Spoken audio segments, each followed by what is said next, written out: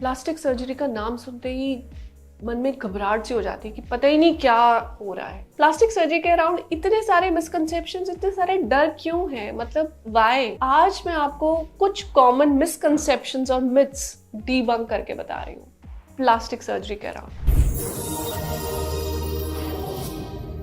Plastic surgery is only for women. Myth 1 कि भाई सिर्फ औरतों के लिए ही है प्लास्टिक सर्जरी। क्यों?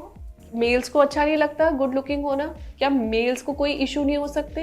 क्या मेल्स को कोई वॉट्स या मोल्स या गायनेकोमास्टिया जैसी प्रॉब्लम्स नहीं होती? या मेल्स को लाइपोसक्शन नहीं चाहिए? So anybody who wants to look better और has a clinical problem needs plastic surgery.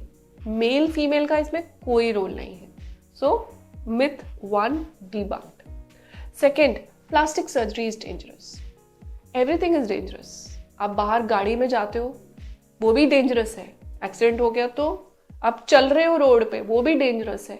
Every surgery is dangerous. Life का हर मोमेंट डेंजरस है, but you should know what danger it is.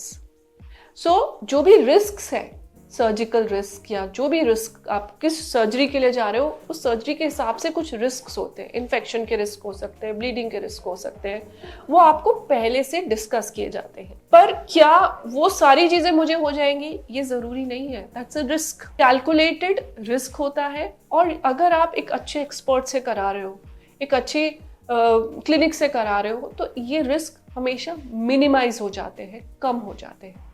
तो second myth is also debunked. Plastic surgery is only about vanity. बस सुंदर दिखने के लिए plastic surgery चाहिए? नहीं। प्लास्टिक सर्जरी कॉस्मेटिक सर्जरी की वो ब्रांच है जहां पर फाइनर वर्क किया जाता है।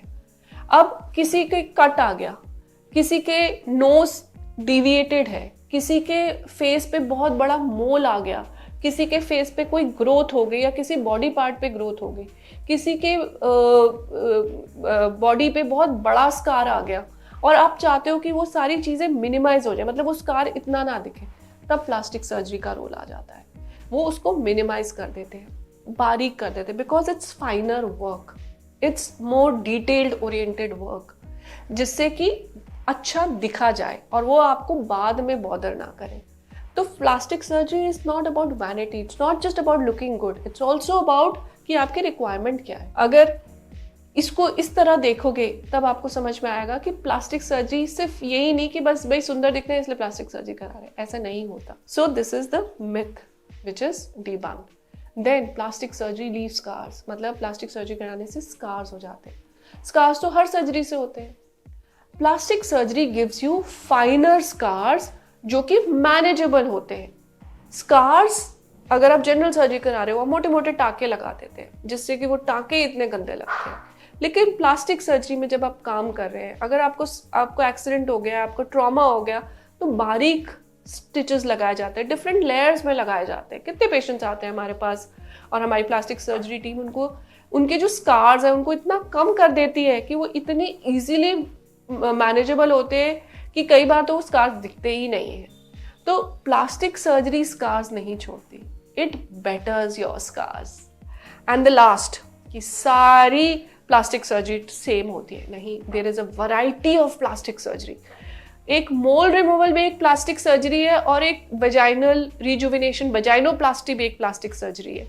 एक गायनेकोमास्टिया भी प्लास्टिक सर्जरी है, और एक टमी टक भी प्लास्टिक सर्जरी है। तो बहुत सारी वेरिएशन है इस प्लास्टिक सर्जरी के डोमेन में, सब कुछ सेम नहीं है। प्लास्टिक सर्जरी से घबराइए मत, और आपके लिए क्या जरूरत है उसको किस वे में हम बेस्ट तरीके से करा सकते हैं, और वो आपके लिए कैसे फायदेमंद हो सकती है, ये सोचने की बात है। हमारे प्लास्टिक सर्जरी डिपार्टमेंट से कनेक्ट कर सकते हैं, और अगर आपकी ऐसी कोई रिक्वायरमेंट है तो एक्जिमस इज ऑलवेज देयर।